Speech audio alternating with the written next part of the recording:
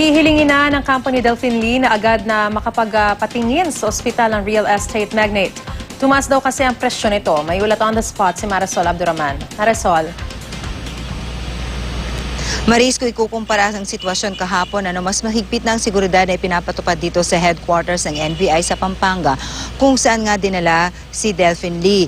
Sarado ang buong compound, maging ang kanilang gate ay sarado rin at hindi tayo pinapayagang makapasok sa loob. In-entertain lamang tayo sa pader, dahil talagang meron daw silang natanggap na protocol na hindi na raw entertainin ang mga media na pumapasok sa loob. Limitado rin ang impormasyon na ating mga nakukuha, Maris, dahil hindi naman daw sila authorized mag-disclose ng mga information. Pero ay kay Agent Leo Carrion, ang agent on duty ng NBI, bagaman sabi nga nila, officially, dapat Manila lang daw nagsasalita. Ang pikinigay ng information sa atin ay kasalukuyan daw na tinitingnan ng doktor ng NBI si Delphine Lee dahil masama raw ang pakiramdam nito. Ayon sa kanyang abogado na si Attorney Willie Rivera, ang kanya ring tagapagsalita, dinadaing daw ng kanilang kliyente ang pamamandi ng braso nito. Kaya kagabi ay agad na nagpadala ng doktor para kay Lee at pinainom ito ng gamot. May karamdaman na daw ito, dala ng kanyang edad at talagang regular daw na nagme-maintain ng gamot. Gayunman, hinaharap daw ni Lee ang sitwasyon dito sa loob ng detention cell ng NBI. Naghain na rin daw sila ng petition for habeas corpus para sa Court of Appeals at inaasahan nila, Maris, na papaboran sila ng CA sa kanilang pagdinig hinggil sa kanilang petisyon na gagawin daw nila sa Lunes. Ang CA daw ang naglabas ng desisyon na nagbasura sa syndicated staffa case at warrant of arrest laban kay Lee. Bukod sa sinasabing petisyon ay maghahain din daw sila ng motion for urgent medical check-up dahil nga sa sitwasyon ni Lee ngayon sa loob. Bukod sa nasabing petisyon ay maghahain din daw sila ng motion for urgent na mapayagan na nga kung posible nga na mailipat na mula rito sa kanyang kinaroroonan itong si Lee. Sana po payagan po siyang magpa-check up.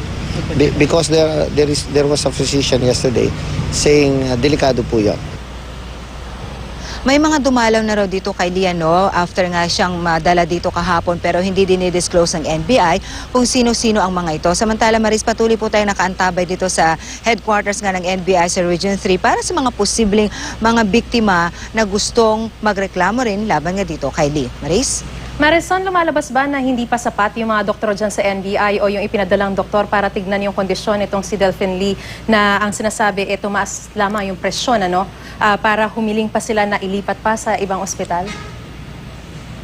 Mukhang ganun ang sinasabi ng kanyang abogado na si Attorney Rivera. Hindi sapat na tingnan siya dito sa loob ng detention facility kaya kailangan daw siyang dalhin mismo sa ospital at titingnan mga ilang pribadong doktor maliban sa doktor ng NBI na siyang tumitingin sa kanya ngayon. Hindi naman ito paraan para lamang yung gaya ng ginagawa ng ibang mga akusado na magpapa-hospital arrest na lang para matakasan yung pagkakakulong sa mga regular na kulungan o in his case dyan sa NBI.